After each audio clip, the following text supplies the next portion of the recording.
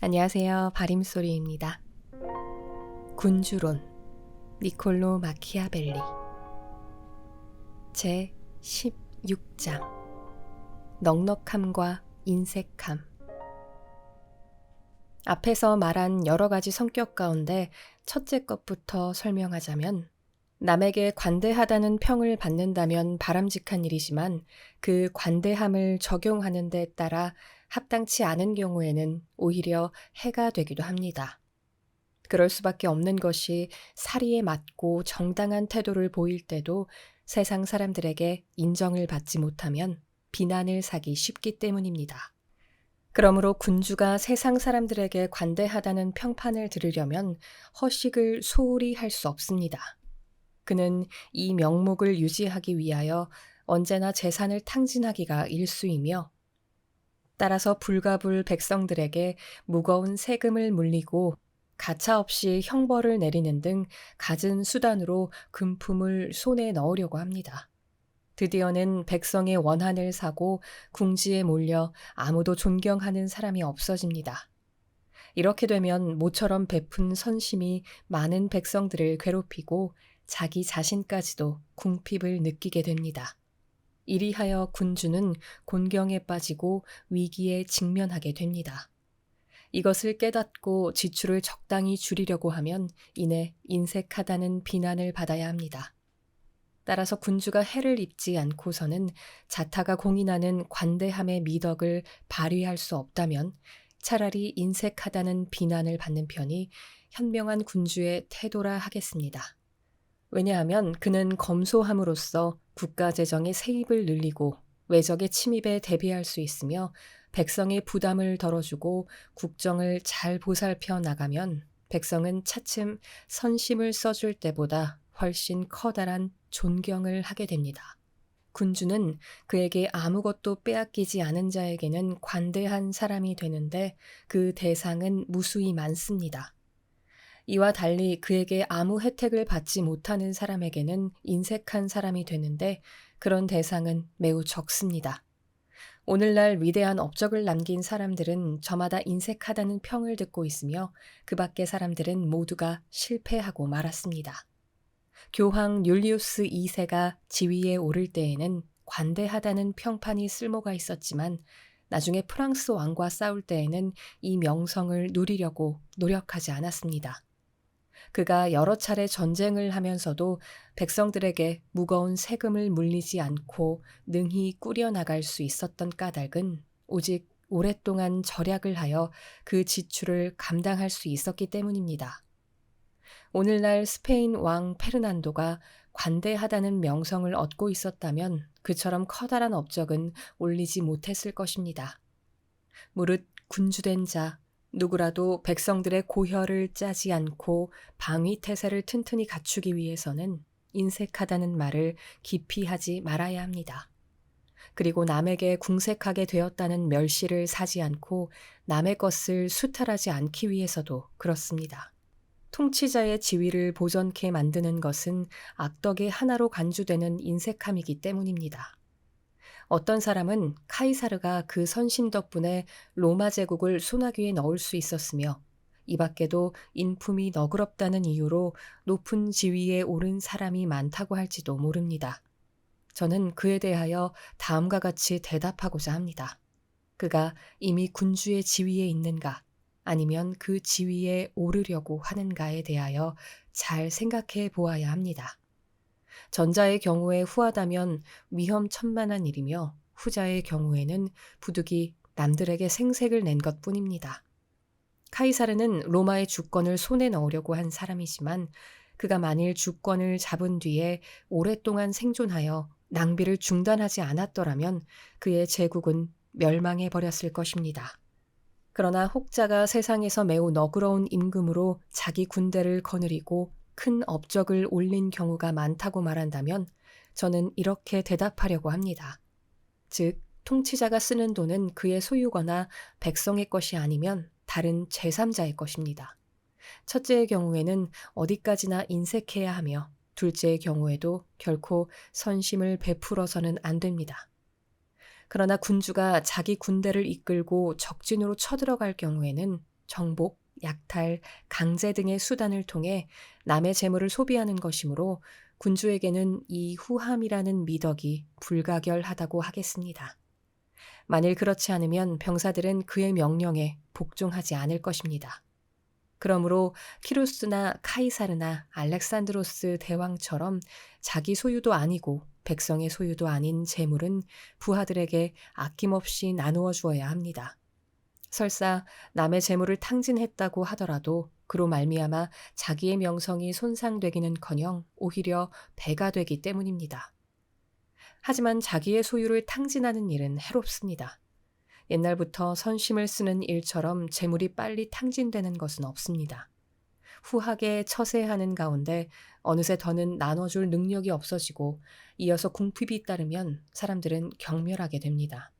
이 궁핍에서 벗어나려고 욕심을 부리면 비열해져 자연히 백성들의 원한을 사게 마련입니다. 군주는 마땅히 남의 경멸과 증오를 받지 않도록 명심해야 합니다.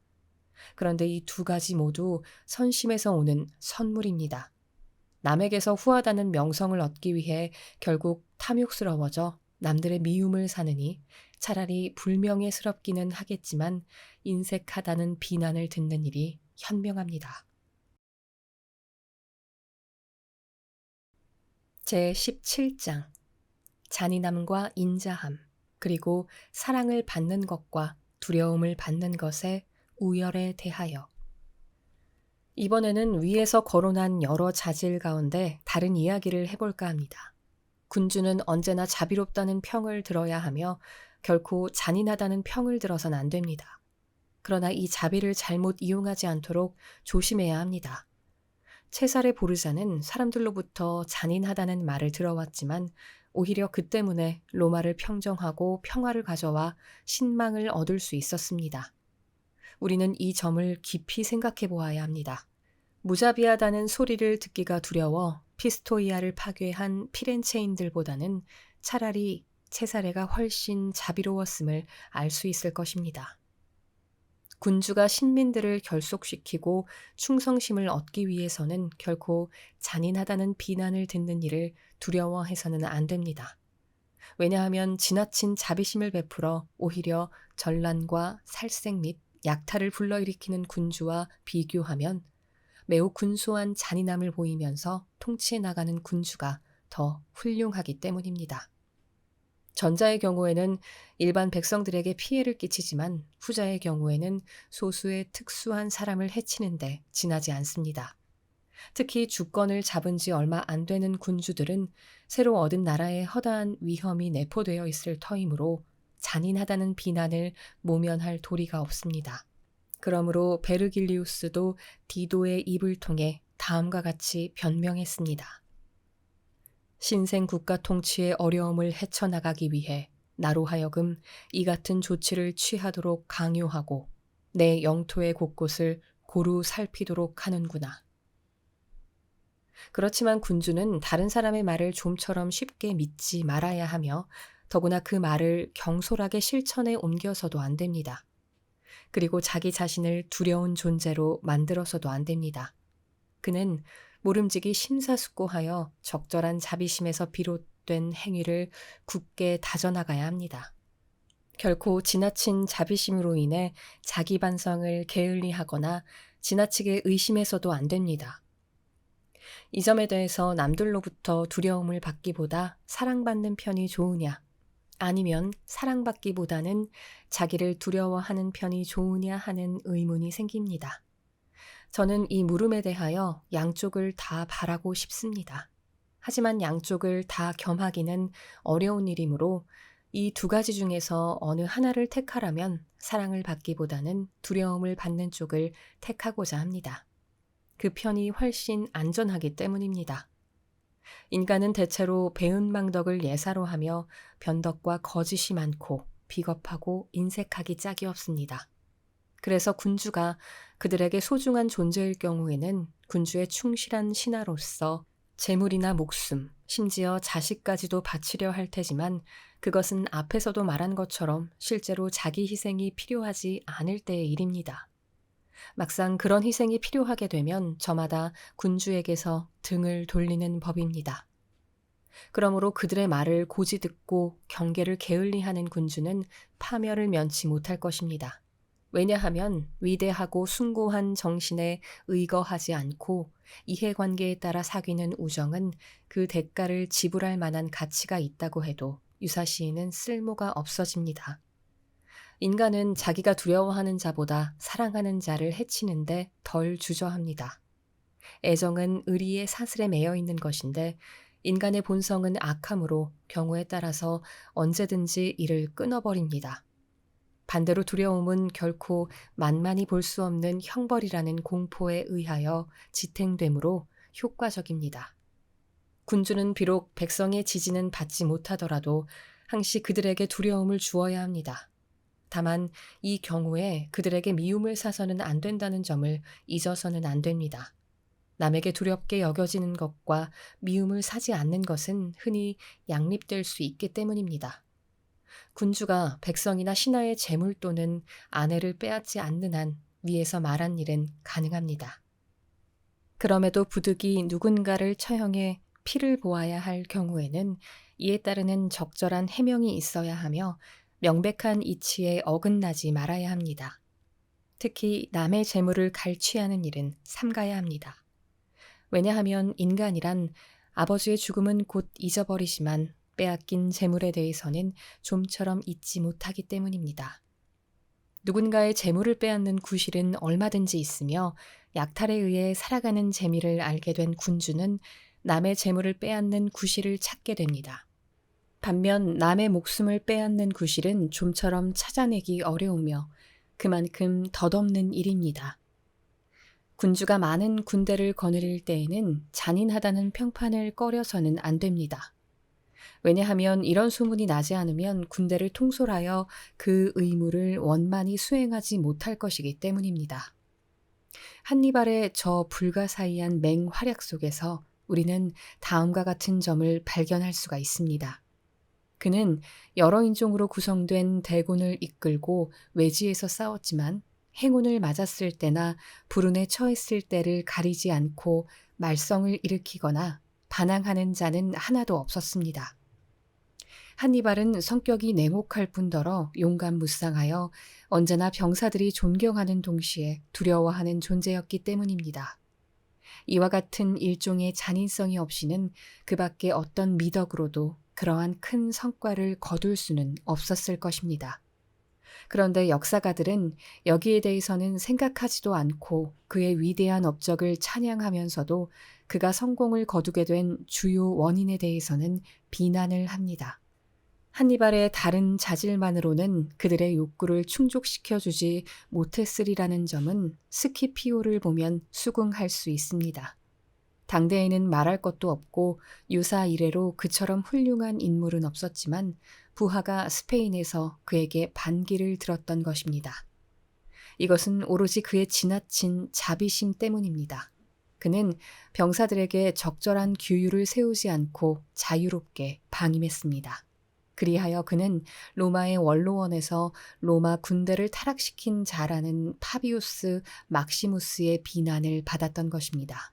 루크리인들이 일찍이 스키피오의 부하에게 짓밟힘을 당했으나 스키피오는 이들을 원성을 들어주지 않았을 뿐 아니라 부하의 횡포도 처벌하지 않았습니다.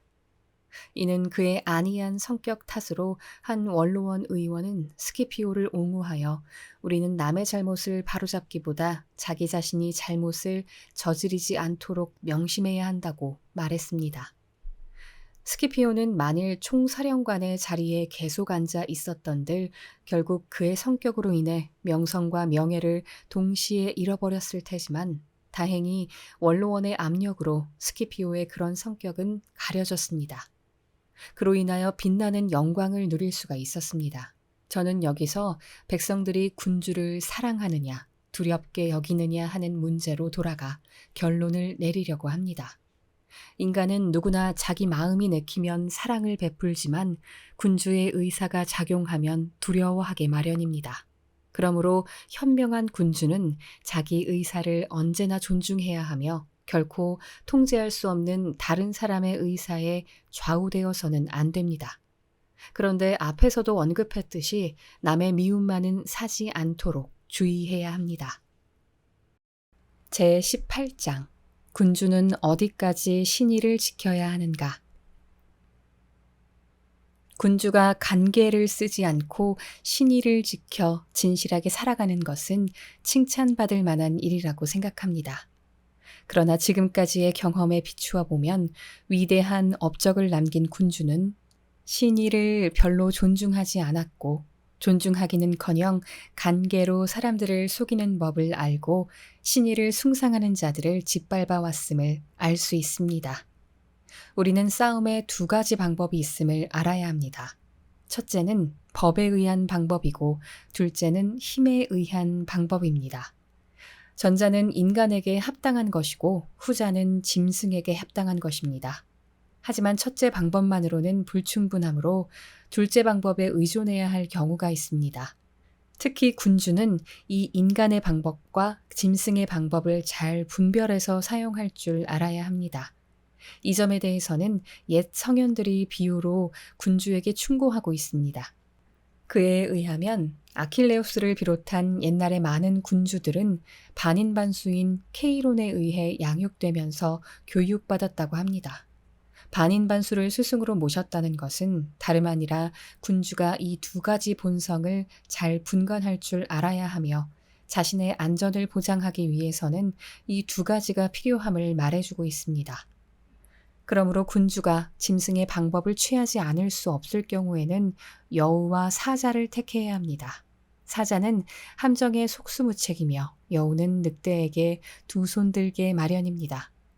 따라서 함정을 알아차리기 위해서는 여우가 되고 늑대를 쫓아버리기 위해서는 사자가 되어야 합니다. 사자처럼만 행동하는 사람은 무엇을 어떻게 해야 할지 깨닫지 못합니다. 신의를 지키는 일이 해롭거나 약속을 이행할 아무런 이유가 없어졌을 때에는 신의를 지킬 수도 없고 또 지킬 필요도 없다는 것을 사려 깊은 군주는 잘 분별합니다. 만일 인간이 다 선하다면 이 가르침은 물론 해로울 것입니다. 그러나 인간은 본래 성실하지 못하며 군주에게 맹세한 언약도 지키지 않는 것이 예사이므로 군주도 그들에게 신의를 지킬 필요가 없습니다. 더구나 군주는 언제나 약속 불이행을 합리화할 정당한 이유를 갖고 있게 마련입니다. 이 점에 대해서는 근래 일어난 여러 가지 실례에서 군주가 신의를 지키지 않았기에 얼마나 많은 강화가 깨어지고 조약이 폐기되었는가를 입증할 수 있습니다. 그리하여 여우를 본받을 줄 아는 사람일수록 성공을 거두고 있다는 사실도 아울러 알게 됩니다. 한편 인간은 이 성질을 교묘히 가장하는 수법을 터득하여 그럴듯하게 위장하고 때로는 전혀 당치 않게 얼버무리는데 능숙할 필요가 있습니다. 인간이란 매우 단순하여 오직 눈앞에 닥친 필요에 의해서만 지배되므로 누군가를 기만하려는 자는 반드시 그 손에 걸려들 대상을 찾아낼 수 있을 것입니다. 저는 최근에 일어난 많은 실례 가운데 한 가지를 이야기하려고 합니다. 교황 알렉산데르 6세는 언제나 남을 속이는 방법을 머릿속에서 생각하고 있었으며 또한 그것을 실천에 옮기기 위한 대상을 쉽사리 찾아내곤 했습니다. 이 교황처럼 엄청난 공약을 하고 진실되게 선서하면서 동시에 그처럼 약속을 지키지 않은 사람은 없었습니다.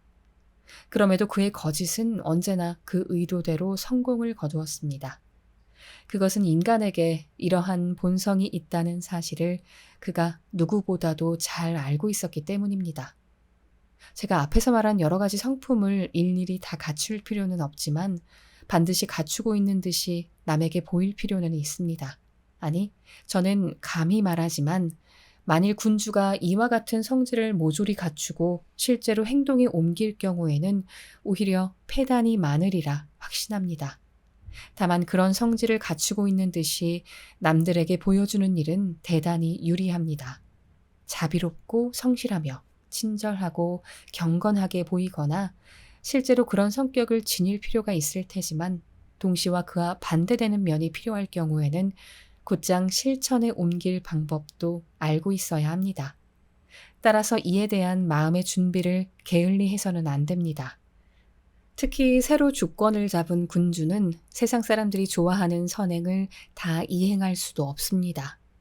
나라를 지켜나가기 위해서는 신의, 자비, 인정, 신뢰 등과는 정반대되는 일을 해야 할 경우가 있는 법입니다. 그러므로 운명의 장난과 사태의 진전에 따라 언제나 방향을 바꿀 유연한 자세를 갖추고 있어야 합니다.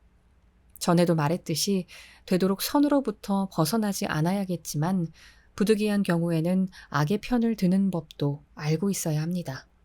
군주라면 누구든 위에서 말한 5가지 성품이 결여되어 있는 듯한 말은 입 밖에 내지 않도록 조심해야 합니다. 군주와 눈이 마주치거나 이야기를 나누는 자에게 자비, 신의, 성실, 인정 및 믿음의 화신인 듯한 인상을 주어야 합니다. 무엇보다 믿음이 두터운 듯이 보일 필요가 있습니다. 대부분의 인간은 손으로 만져보고 판단을 내리지 않고 눈으로 보고 나서 판단을 내립니다. 당신을 보는 것은 누구든지 할 수 있지만 만지는 것은 소수에게만 제한되기 때문입니다. 이 소수는 국가 권력의 토대가 되는 다수의 의견에 감히 반대하지 못합니다. 모든 인간의 행위, 더구나 군주의 행동에 대해서는 호소할 법정이 없으므로 언제나 그 행동의 결과를 보고 판단을 내립니다. 그렇다면 군주는 국가를 잘 보전하는 데 성공해야 합니다. 이를 위한 수단과 방법은 언제나 인정을 받고 묻 사람들의 칭송을 얻을 것입니다. 대중은 밖으로 나타난 형태와 그 결과에 치중해서 사물을 판단하기 때문입니다. 사회는 평범한 사람들로 구성되어 있으므로 그들이 자리한 곳에 소수의 몇몇 인사가 비집고 들어앉을 여지는 전혀 없습니다. 오늘날 어떤 군주는 그 이름을 밝히진 않겠지만 입을 열기만 하면 평화와 신의를 역설하지만 실제로 그는 둘 모두의 적입니다.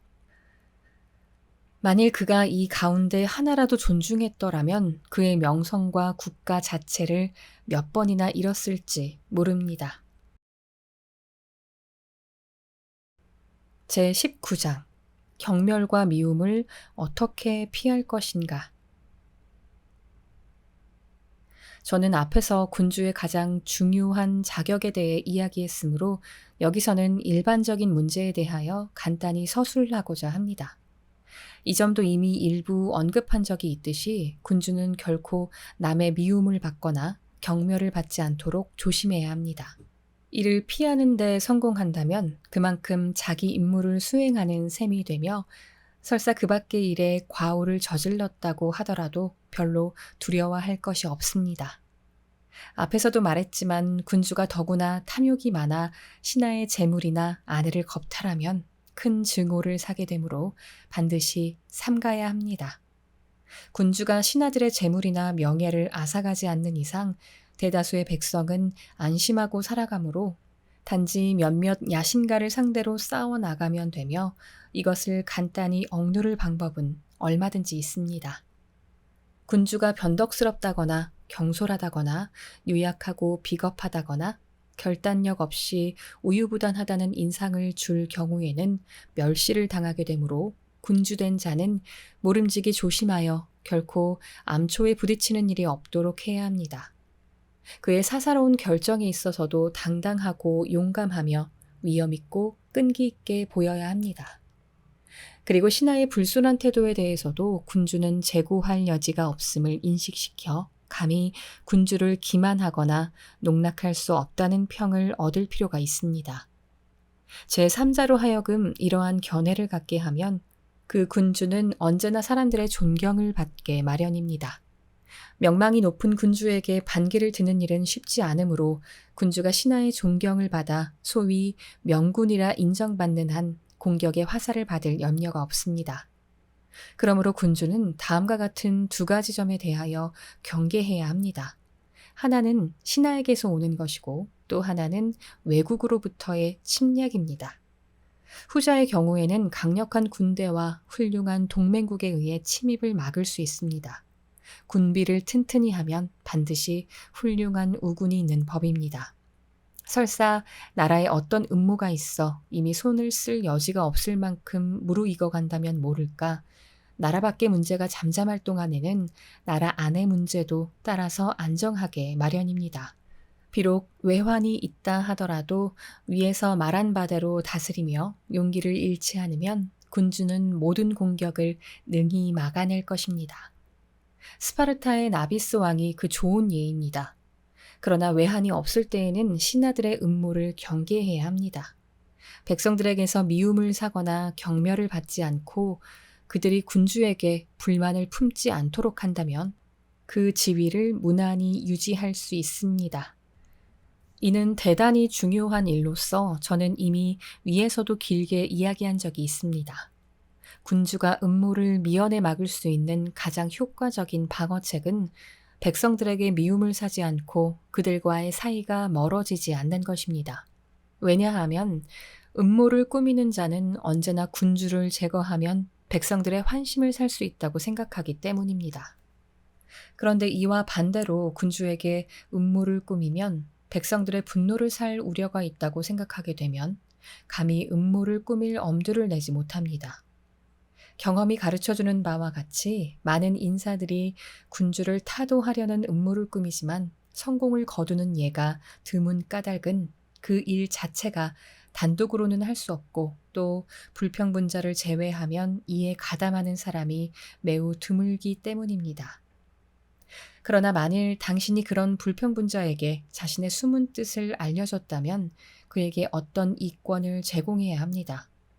불평분자가 그런 비밀을 알게 되면 그것을 미끼로 삼아 온갖 이득을 보려고 하기 때문입니다. 그러므로 한편으로 분명히 자기에게 유리한 일이면서 다른 한편으로는 큰 위험이 따른다는 사실을 알면서도 그가 신의를 지킨다면 그는 둘도 없는 동료이거나 군주의 사나운 적이 틀림없습니다. 음모를 꾸미는 자는 형벌에 대한 공포와 시기 그리고 끔찍한 형벌을 예상하게 됩니다. 군주는 주권자로서의 권위와 국법 또한 그를 지켜주는 동지와 국가의 보호가 있으며 나아가서는 국민들의 지지를 더하면 섣불리 음모를 꾸미기 어렵습니다. 무릇 음모자가 거사하기 전에 뒤따르는 것은 공포이며 국민의 의사에 반하는 일을 저지른 다음에도 두려워할 만한 일이 꼬리를 물고 일어나기 때문에 그는 도망갈 곳을 찾지 못할 것입니다. 이 점에 대해서는 무수한 실예를 들 수 있지만 우리의 선친들에게 일어났던 새로워 보이는 예를 하나 들려고 합니다. 메세르 안니발레 벤티볼리오는 볼로냐의 영주였는데 그가 칸네스키 일파의 음모로 살해되었을 때 그 혈족 중에는 아직 요람 속에 누워있던 메세르 조반니만이 살아남았습니다. 이 살인사건이 일어난 즉시 국민들은 일제히 걸기하여 칸네스키 일파를 모두 죽여버렸습니다. 이는 오직 벤티볼리오 일파가 당시에 볼로냐에서 백성들의 신망을 사고 있었던 까닭입니다. 벤티볼리오 일가에 대한 신망은 대단한 것이었습니다. 안니발레가 죽자 나라를 다스릴 수 있는 사람은 한 사람도 남지 않았으나 당시 피렌체에 있던 어떤 대장간의 아들이 벤티볼리오 일가와 핏줄이 닿아 있다는 소문을 듣자 볼로냐의 시민들은 피렌체로 사신을 보내 그를 찾아내었습니다. 그리하여 메세르 조반니가 정무를 보살필 수 있는 나이가 될 때까지 그에게 통치권을 위임했습니다. 따라서 국민의 인심만 잃지 않는다면 신하의 음모쯤은 염려할 것이 없다고 저는 단언하고 싶습니다. 이와 반대로 백성이 군주를 적대시하고 미워할 때는 매사 모든 사람에 대하여 두려움을 느낄 수밖에 없습니다. 그러므로 현명한 군주는 질서가 잡힌 국가라 하더라도 귀족들이 절망감에 빠지지 않고 백성 각자가 불평을 품지 않고 안정된 생활을 해나갈 수 있도록 애를 써야 합니다. 이것은 군주가 지녀야 할 가장 중요한 의무 중에 하나입니다. 오늘날 정치제도가 제일 잘 되어 있는 나라는 프랑스입니다. 이 나라는 주권자의 자유와 안전을 보장하는 여러 가지 훌륭한 제도가 마련되어 있습니다. 그중 가장 중요한 것은 고등법원과 그 권능입니다. 프랑스의 기반을 닦은 사람은 귀족들의 횡포가 얼마나 심한지 잘 알았으므로 재갈을 물려 그들의 권리를 억제할 필요가 있다고 생각했습니다.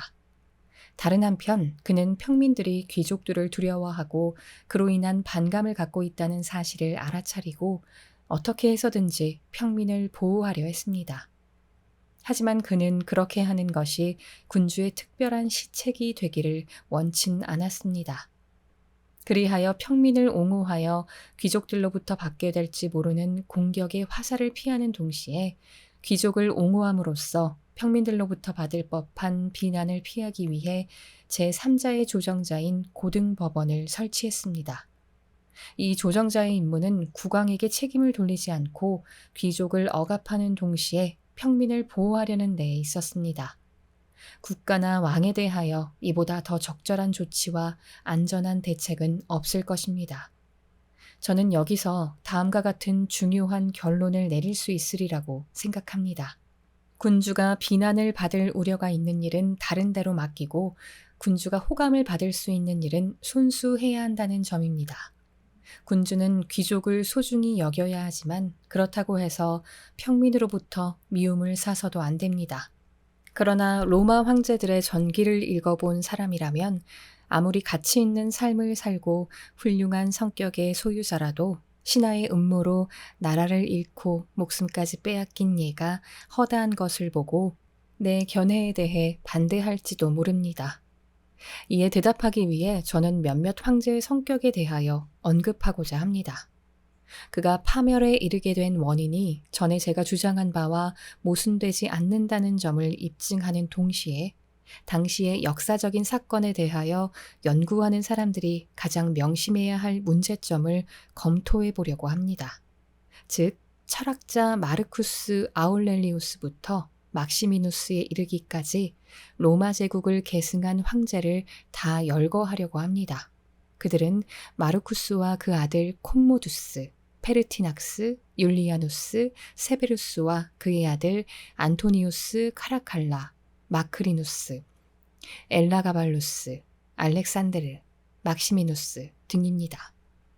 첫째로 주의할 점은 다른 군주들은 귀족의 야망과 평민의 오만을 억제하기만 하면 되었지만 로마 황제에게는 이 밖에도 병사들의 폭동과 탐욕을 눌러야만 하는 골치 아픈 일이 있었습니다.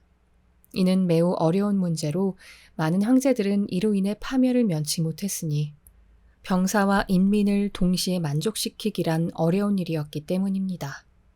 인민들은 평화를 애호하기 때문에 온순한 황제를 바라고 병사들은 호전적이고 거만하며 난폭하고 탐욕스러운 군주를 원했습니다. 병사들은 황제가 인민들을 그런 식으로 다룸으로써 자기네의 급료를 더 많이 요구하고 그들의 사리 사욕을 충족하고 잔인함을 배출할 수 있도록 황제가 자신들의 요구를 받아주기를 바랐습니다. 그 결과 이와 같은 군대와 백성을 억누르고 다스려 나갈 만한 천부적 권위와 덕망이 없는 황제들은 언제나 자멸했습니다. 특히 새로 재위에 오른 황제는 이 양자 사이에서 일어나는 상반된 요구의 어려움을 알면서도 인민들이 입게 될 폐해를 무시하고 먼저 병사들의 환심을 사려다가 거의 실패하고 말았습니다. 그러나 군주가 미움을 사지 않을 수 없는 경우가 생긴다면 무엇보다도 백성들로부터 미움을 사지 않도록 주의해야 하며 만일 이것이 불가능할 경우에는 제일 유력한 계급으로부터 배간시되지 않도록 힘써야 합니다.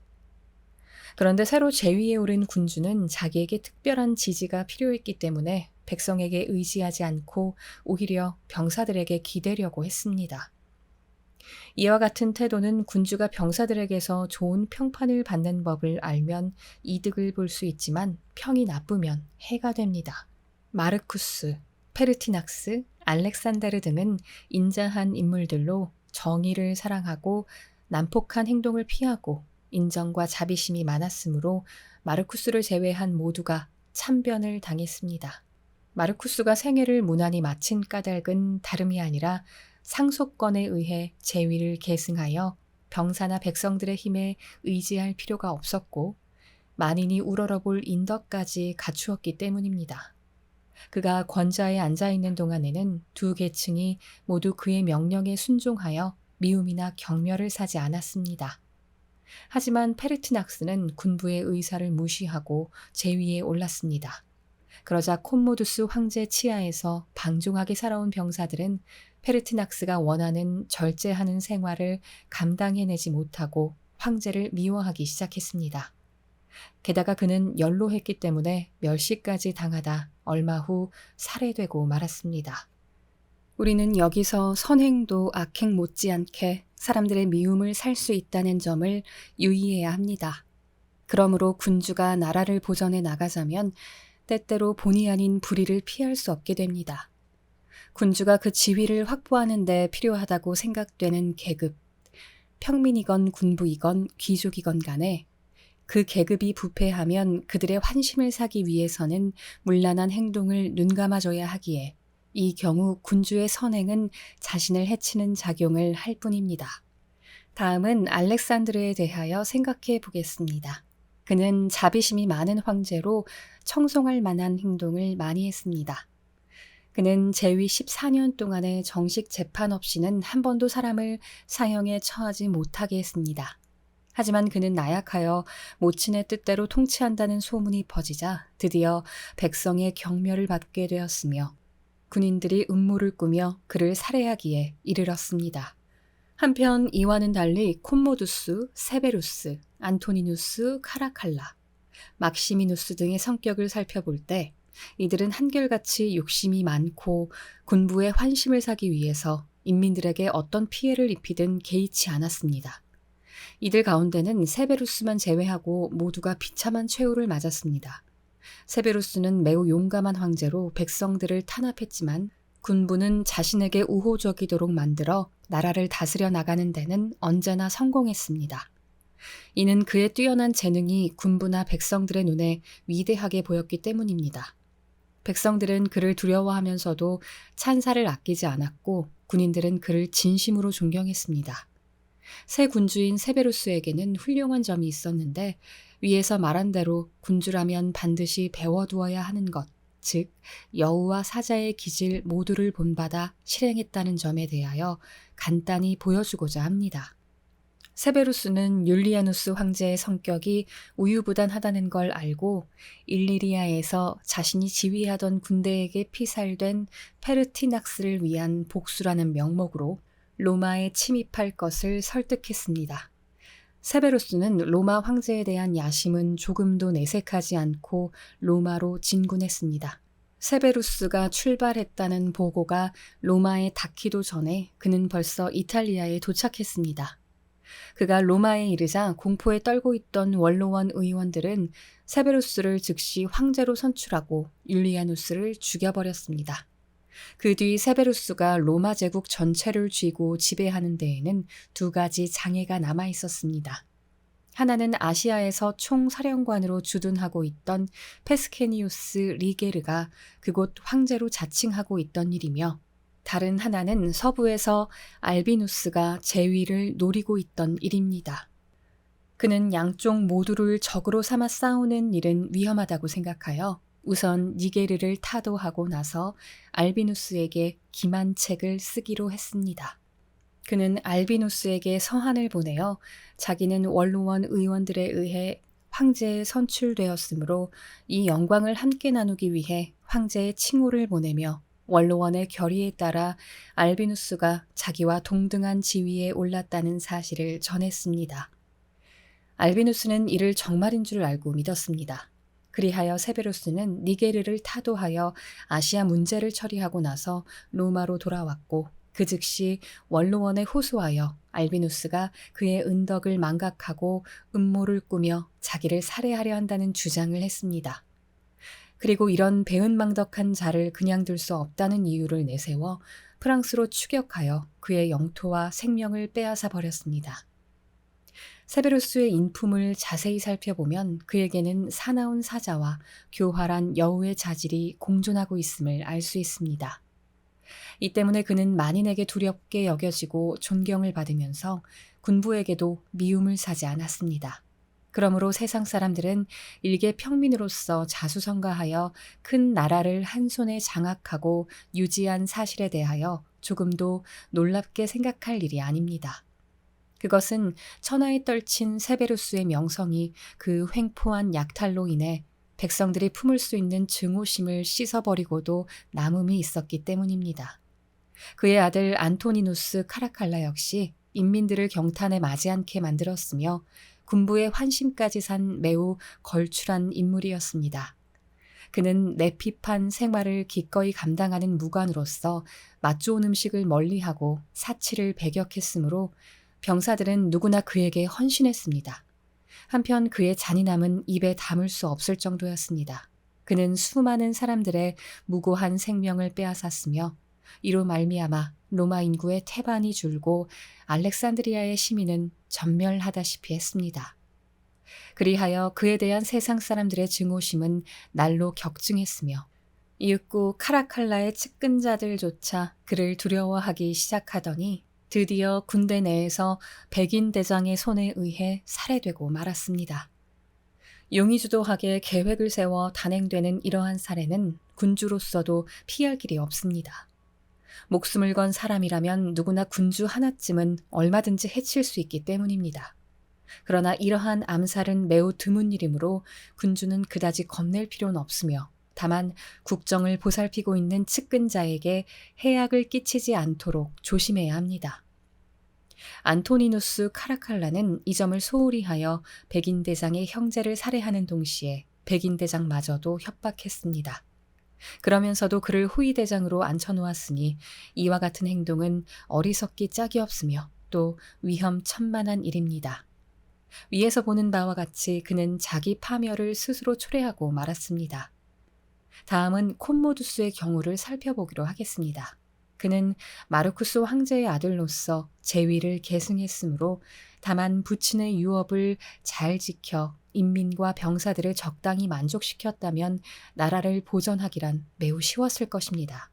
그러나 그의 성격은 잔인무도하여 인민을 희생시켜 자기 허욕을 충족하고 그러기 위해 군부의 환심을 사려고 그들이 멋대로 하도록 방임했을 뿐 아니라 자기 신분을 돌아보지 않고 경기작에 드나들며 검투사들과 겨루기도 했습니다. 그 밖에도 황제의 위엄을 갖고 참아하지 못할 야비한 행동을 예사로 했으므로 병사들의 경멸과 미움을 샀고 결국 음모에 의해 살해당했습니다. 끝으로 막시미누스의 성격에 대한 설명이 남아 있습니다. 앞에서도 언급한 바와 같이 그는 매우 호전적인 사나이로서 우유부단한 알렉산데르 형제에게 불만을 품은 병사들이 그를 살해하고 막시미누스를 황제로 추대했지만 그의 치세도 오래가지는 못했습니다. 두 가지 일로 증오와 멸시를 사게 되었기 때문입니다. 하나는 그가 비천한 출신으로 전에 트라이카 지방에서 양치기 노릇을 한 사실에 있으며 또 하나는 그가 재위에 오를 때 로마에 가는 것을 꺼려하여 지방에서 왕위를 계승했다는 사실입니다. 또 그가 로마를 비롯해 여러 지방의 사신을 파견하여 난폭한 행동을 저질렀으므로 잔인무도하다는 비난을 사게 되었습니다. 이리하여 세상 사람들은 그의 천한 태생에 대해서 경멸하는 한편 그의 잔인함에 대하여 두려움과 증오심을 품게 되었습니다. 드디어는 아프리카에서 그에게 반기를 들었으며 뒤이어 로마의 원로원과 백성들이 궐기하고 나중에는 이탈리아 전체가 그에게 항거했으며 황제의 근위대까지도 여기에 가담했습니다. 그리하여 군대가 아킬레이아를 포위했으나 이를 점령하는 데 매우 어려움을 겪으면서 마침 그의 잔인함에 더욱 격분하게 되었습니다. 병사들은 막시미누스에게 얼마나 많은 적이 있는지를 알아차리고 그를 가차없이 살해해버렸습니다. 저는 멸시를 받아 마땅한 자들로 일찌감치 처단당한 엘라가발루스나 마크리누스, 율리아누스 등에 대해서는 별로 이야기하고 싶지 않습니다. 대신 저는 여기서 이 장의 결론을 내리려고 합니다. 오늘날 군주가 병사들의 요구를 만족시키는 문제는 특별히 어려운 일이 아닙니다. 물론 병사들에게 어느 정도의 자유는 인정해줘야 하지만 그렇다고 해도 그것이 골치 아픈 문제가 될 수는 없습니다. 왜냐하면 로마 제국의 군대와는 달리 오늘날의 군주는 정복된 영토의 행정에 참여한 경험이 있는 군대를 갖고 있지 않기 때문입니다. 로마 시대에는 인민보다 군대를 만족시킬 필요가 있었으므로 이들은 자연히 인민보다 우위에 서 있었습니다. 하지만 오늘날에는 튀르크와 술탄을 제외하면 어디나 인민이 더 존중되므로 군대보다도 이들의 환심을 더 사지 않을 수 없습니다. 제가 튀르크를 예외로 한 이유는 이 나라에 1만 2천 명의 보병과 1만 5천 명의 기병으로 이루어진 상비군이 있기 때문입니다. 국가 흥망이 오직 그들의 어깨 위에 달려 있으므로 군주는 모든 일을 제쳐놓고 병사들과의 유대를 긴밀히 해야만 합니다. 술탄의 왕국도 사정이 이와 비슷하여 군대가 나라의 전권을 장악하고 있으므로 군주는 일반 백성을 도외시하고 이들과 긴밀한 관계를 확실히 해야 되는 것입니다. 그러나 술탄 왕국은 다른 나라들과는 사정이 판이하다는데 유의해야 합니다. 이 나라는 세습 왕국도 아니고 신흥 군주국도 아니며 대체로 기독교의 교황제도와 비슷합니다. 이 나라에서는 전왕의 자손이 왕위를 이어받는 것이 아니라 어떤 특권층에 의해 선출된 자가 왕위에 오르게 되어 있습니다. 이는 옛날부터 실시되어 온 제도로서 신생 군주국이 봉착하는 여러 가지 어려움이 제거되므로 신생 군주국이라고 할 수는 없습니다. 즉 주권자는 바뀌지만 국가 제도는 그대로이며 새 주권자를 마치 세습적인 군주를 추대하듯이 맞이합니다. 여기서 우리의 문제로 돌아가려 합니다. 위에서 말한 제 견해를 이해한 사람이라면 증오나 멸시 가운데 하나가 원인이 되어 군주의 파멸이 초래되었다는 사실을 깨달았을 것입니다. 그리고 누군가 무슨 일을 꾸미면 반드시 여기에 대항하는 주모자가 나타나기 마련이며 어느 경우에 있어서든 한 사람만이 이득을 얻어 행복을 누리고 다른 사람들은 모두 불이익을 당하게 된다는 사실도 명백한 일입니다. 그러므로 새로 제위에 오른 페르티낙스나 알렉산데르가 세습적인 계승권에 의해 군주가 된 마르쿠스를 본받은 것은 무모하고 위험한 일이라 하겠습니다. 마찬가지로 카라칼라나 콤모두스 막시미누스가 세베루스를 모방한다면 그야말로 치명적인 일입니다. 그들은 세베루스를 따를 만한 자질을 갖고 있지 못했기 때문입니다. 따라서 신생 군주국의 새로운 군주는 구태여 마르쿠스의 행동을 본받을 필요가 없으며 세베루스를 모방할 필요도 없습니다. 그러나 세베루스에게서는 나라의 기틀을 닦는데 유용한 성품을 배워야 하고 마르쿠스로부터는 기반이 확고해진 국가를 보존하고 명성을 얻는 데 필요한 자질에 대하여 배워야만 합니다. 네, 여기까지 군주론 5번째였습니다. 감사합니다.